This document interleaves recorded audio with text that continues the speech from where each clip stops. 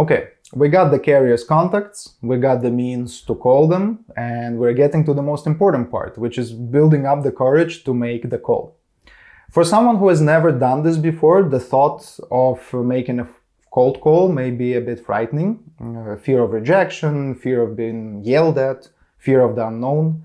Believe me, with time this will pass and you'll become much more confident, but in this section I will tell you about certain techniques that will help you overcome this fear and start selling. To begin, let's look at the best and worst scenarios of a cold call. This will help you understand that there's really nothing to be afraid of. Let's start with the worst. Let's say the person hangs up on you. You call them and say, "Hello, Mr. Johnson, I'm calling you to offer my dispatching services," and they just hang up on you. So what? He'll forget about it in a few seconds, and so will you. Go get some coffee, take a walk, shake it off, and make your next call. It doesn't matter. Or let's say they even yell at you. Let's say you call them up and you say, "Hello, Sam, I would like to offer you my dispatching service," and they start yelling at you. Like, "You're wasting my time, I don't want to talk to you, where did you get my number, blah, blah, blah." It doesn't matter. I mean, from experience, 99% of the owners of trucking companies are very nice people. They will not yell at you. They will politely come up with some ridiculous excuse and probably manage to get rid of you if they really don't want to talk to you. If someone yells at you, they're probably having a bad day. Maybe they found out their wife was leaving them, or they wrecked their car, or a bird pooped on them. So you caught them at a bad time. Once I called someone myself and they yelled at me for no reason, and then I called them back about a month later. They were incredibly nice, and we actually ended up making a sale. It happens. Again, just go out for coffee, take a walk, maybe even hang up if they're rude. You're human too, so you don't have to put up with it. It could also be that they just don't want what you're selling. So okay, that's fine. There's just another person you can cross off your list. Now, let's think about a better scenario. They buy your service. They sign up with you, you start dispatching them, they pay their first weekly commission and keep working with you for years, bringing you money every single week. Remember, they wouldn't have done all of this if you hadn't called them. Chances are they would have never known about you and found themselves another dispatcher. But you called them. You reached them at the right time and you made a sale out of thin air. In one call, in 5 or 10 minutes of your life, you made an extra sale. Isn't that great? This is pretty good, isn't it? At worst, you hang up or they hang up and you move on with your life, and at best, you get a sale. A huge perk of dispatching business is the customer life cycle. Once you sign one, you can make money from them for years. And over time, if all goes well, they will buy another truck and your income with them will double. One technique I've used in the past to overcome my fear of cold calls comes from a man named Brian Tracy. He's an absolute genius in the world of sales training, and he wrote a book called Eat That Frog. I recommend reading it or listening to the audiobook if you get a chance. The gist of the book is that if you ate a frog, you can't do anything worse that day. Eating a frog is a difficult and absolutely disgusting task. You boil the frog, you cut it up and eat it. And whatever else happens to you that day, obviously it will be better than eating the frog. I use the same technique when I make cold calls. So I set myself a very small task, like doing cold calls for 30 minutes. When the time comes, I tell myself, it's time to eat a frog. I get over my fear and laziness and get to work. I know that after 30 minutes, whether the sale goes well or not, I'm a free man. I no longer have to make cold calls. The hardest part is behind me. And actually each time I realized that it wasn't so bad. Usually at the end of the 30 minutes, I keep calling because I've already gotten into the swing of things, maybe even had a successful conversation with someone, and I just want to repeat my success. Okay? So, we got some motivation. It's time to proceed directly to the call. We need a sales script. We're not going to invent anything on the fly. We will approach this task in a structured way. I will explain the key parts of a successful conversation and provide a script that you can start with. But let me say right off the bat that a sales script is not a one-size-fits-all ready-made document. No, It's a continuous work in progress. I urge you to work on it constantly to remove the irrelevant and constantly add and test new ideas. The first part of the script is introduction. Here you need to explain as briefly as possible who you are, why you're calling, and at the same time get the person interested. Start with a quick greeting, like, "Hi, this is Daniel with ABC Dispatch. Is John available?" So, easy. You briefly introduce yourself. The person doesn't know why you're calling, but you already started saying their name, so they're interested in continuing the conversation. At least in order to find out what this is all about. If you don't have the person's name, but you have their company name, you can say something like this. "Hi, this is Daniel with ABC Dispatch. I was dialing for XYZ Transportation. Did I get to the right place?" Next comes the so-called hook. This is probably the most important part of the call. After this phrase, the person will decide whether he's interested in having a conversation with you. Here's an example of a hook for calling new trucking companies. "Look, I found your contact online. I'm the owner of a truck dispatching company. We specialize in helping new trucking companies get access to a larger number of load opportunities. If that's something I could interest you in, I'd love to give you a short introduction. It won't take more than 2 minutes of your time." The reason for the call becomes clear. I found your number on the internet and I'm calling to offer dispatching services. Why should you be interested? Because we specialize in working with new carriers and helping them get access to more freight. So we're shifting our attention to this because it's one of the major pains of new companies. Usually they understand where to find loads, but they constantly think that someone more experienced has more contacts, more opportunities, and more high-paying loads. And here we're calling them and offering exactly that. And finally, we sell the customer on the continuation of the conversation. We say, "If you're interested, I'd be happy to give you more details. It won't take more than 2 minutes." So, of course, we hope the conversation will take much longer than 2 minutes, but it's a sales phrase. It gets him to know that it will go quickly. In 2 minutes, you can get access to something you don't have. Sounds like a great deal. Step 2, needs identification. We can move on to this stage if the carrier has agreed to speak to us. If not, he either hung up on you or moved on to an objection. We'll deal with objections later. But how do we identify their needs? We ask questions. Your key goal here is to get the carrier talking and to figure out if they have a need for your service. So generally speaking, getting the client to talk is the key to success. Many salespeople do not ask questions, they just go straight to the sale. This is fundamentally wrong. Conversations of such salespeople really don't last more than 2 minutes and rarely end with a sale. When you ask questions, think about what you're interested in about the customer. Here are some examples. What type of equipment do you have? How many trucks do you currently have in your fleet? What areas do you operate in? How do you handle your dispatch at the moment? What tools do you currently use to find loads? Or do you think you could be getting better loads but don't have access to them? As the conversation flows, you'll have to decide for yourself what questions to ask and in what sequence. There's no single magic formula that fits every call. If the person on the other side of the phone is sociable and is happy to talk about the business, keep asking questions. The more they talk, the easier it is to complete a sale. Alright, step 3, presentation and sale. So ideally, the leading questions should smoothly lead to the conversation to the sales stage.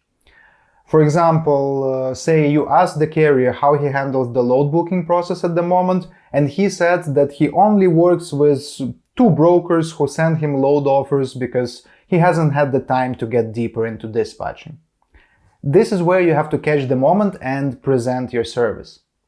Here's an example of how you could answer. Well, this is exactly something that I can help with. I will be contacting multiple brokers, negotiating on your behalf, and chasing high-paying load opportunities, as well as filling out all the paperwork, booking loads, and taking care of your invoicing. You will have more load options and your income potential will be higher. See? The carrier outlined the problem and you provided the solution right away. Sometimes that's enough to get them interested and move on to discussing details and prices. But what if you've come across a more experienced carrier? Maybe he's already working with many brokers, has access to load boards, or has worked with dispatchers before. For that, you need to have a value proposition that explains why you or your company are better than all the other options and offers on the market.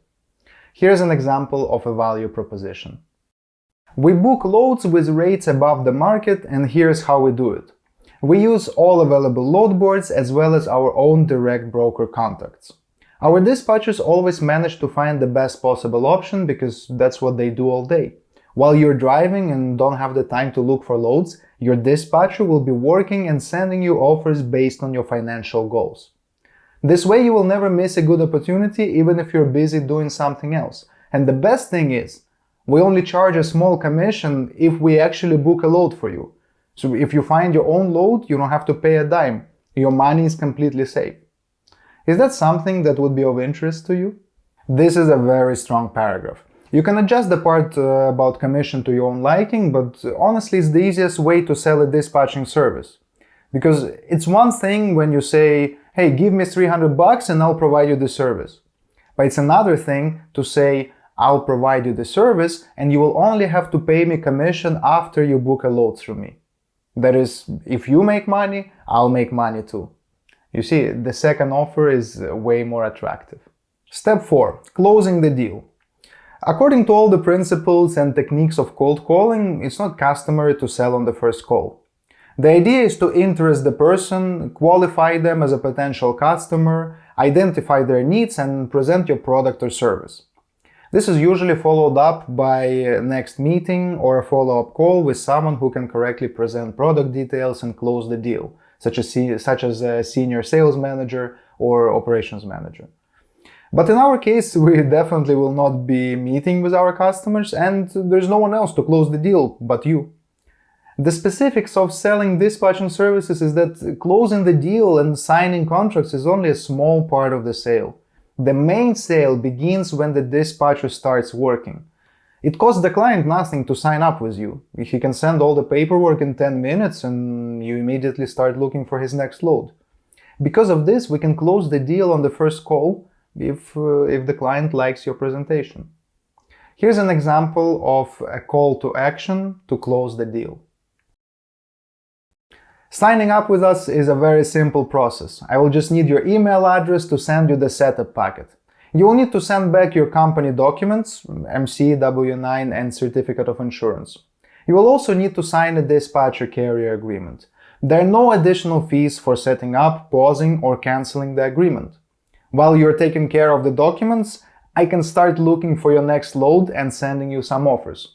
Tell me, when and where will you need your next load from? At this point, we explain to the customer the process of signing up for our service and once again emphasize the fact that it's absolutely free to start. But most important are the last two sentences. While you're dealing with the paperwork, I can get busy looking for your next shipment and send you some offers. Tell me when and from where you will need your next load. So saying just those two sentences doubles your chances of getting started with that client. Of course, I haven't included discussion of price, terms of cooperation and other details here. I'm only going over the key steps involved in the sales right now. You can go through the details by opening the sales script template file that I've attached to the lesson. But we're not done yet. An important part of the sale call is the handling of objections. Let's dive into that for a minute. So, objections can and will arise at any point in the conversation. That's why we discuss them separately. Fortunately, in my years of cold calling, I've learned that objections are always the same. So by coming up with answer options for the main ones, you can handle pretty much any objection. Let's start with the first one. And no thank you, I'm not interested, or I do my own dispatch. This is the most common type of objection, basically a simple no. A weak salesperson will immediately give up after hearing a no, but you and I will handle it. Here are two answer options, a short one and a more extended one. So option 1. Listen, why not get more load offers that could be higher paying loads without taking any financial risk? From this you can only gain. I will only charge you if you actually book a load through me, so why not give it a try? If they say no to that phrase, you can try to ask a question and get them talking. If they don't want to answer questions, just let them go. You've done all you could. Chances are they really don't need the service at this point. You can save their contact and maybe try them again in a couple of months. Here's a longer answer version to the same objective. I understand, but you can also use our service as an additional source of load opportunities. Just like you have your load boards and your broker contacts, you can have a dispatcher send you load offers that are specific to your preferences and your financial goals. We only charge a commission if you accept a load, the dispatcher books it and you deliver it. In that case, we will send you an invoice for the percentage at the end of the week. Otherwise, there are absolutely no fees. So, this option works well for more experienced carriers, because they already have their dispatch sorted, but it doesn't mean that you can't sign up with them. You will need to slowly infiltrate your services into their dispatch routine. Maybe only partially dispatch them at the beginning, meaning they will book some loads through you and some through other sources. Alright, second objection is send me an email. Actually seems like great news at first sight. The carrier wants me to send him my information by email. But actually, that's an objection. It's the same as I need to consult with my wife. It's an excuse to end the conversation because the customer has lost interest. And what do we need to do if this happens? That's right. We need to get the interest back. And what are people interested in? Talking about themselves and their business. So here's a great way to deal with this objection. Yes, John, I will certainly send you our info by email, but in order for me to send you the most relevant information, let me ask you a quick question. And after this, just start going through questions that you've prepared beforehand. What type of equipment do you have? How many trucks do you run? How do you currently handle your dispatch? What are your financial goals? Etc, etc, etc. And do not let him go until you at least have the opportunity to make a brief presentation of the service. After the conversation ends, send that informational email or a commercial offer, take a pause of maybe 1 to 2 days, and then call again, trying to close the sale. Next objection, I'm busy right now, or I'm driving, I cannot talk. This is the only case where we actually can let the potential customer go without a fight, especially if he said it at the very beginning of the conversation. Because if the person is busy, we don't want to bother him. We'll only make it worse. The only thing we can try is to schedule the next call. So try to go with something like this. My apologies, I won't bother you any longer. What time can I call you back today? So pay attention to this today. Not just when can I call you back, but what time can I call you back today? It's a little sales trick. We set a psychological time limit, and the person is more likely to agree to speak again later today. Okay, and the last typical objection is it's too expensive, or your fees are too high. Well, that's a classic. No matter what numbers you name, the answer is always expensive. We'll also deal with this problem in the classic way, explaining why the value overrides the price. We'll touch upon pricing your service a bit later, but to handle this objection, try something like this. I understand you might have seen lower prices for a similar service, but in dispatching, quality outweighs the cost. I book loads that are 10 to 15% above average market price, but I charge only 4% commission. Plus, considering that you only pay if you accept a load, you can do your own calculation for each offer. Take away 4% and see if my load still makes financial sense to you. I've had many customers tell me that in the beginning, but they gave me a chance to prove myself, and now they book loads only through me. In my opinion, this is the perfect handling of the objection. Yes, I take 4%. Yes, some inexperienced guy from Cuba probably charges less. But I'm a professional, I book loads above the market price, and it will end up being more profitable for you. You see, we emphasize it by saying that other customers were also hesitant at first, but then saw the real value. Well, that's about it. Only 4 key objection types, but once you think of good answers, you can use them for any occasion. You don't need to keep more in mind, because yes, there are atypical and tricky questions, but the answers will also be atypical, customized for the situation. They don't have to be written down and memorized. Your sales script is just the foundation. After a couple days of calls, you will not read from a piece of paper, and after the first couple hundred calls, you will not even put it in front of you. Everything will be in your head anyway. So, be sure to read through the scripts that I've attached to the lesson. They have even more details and options for you to pick from. I also included a simplified script that a student of mine created in the past and that works great for beginners. The main thing to remember is that your task is to create your own script that suits your character, your image, and manner of communication. And don't forget to constantly download the Carrier database file, even if you're not planning to use them right away. You may need them in the future. And I'll see you in the next lesson.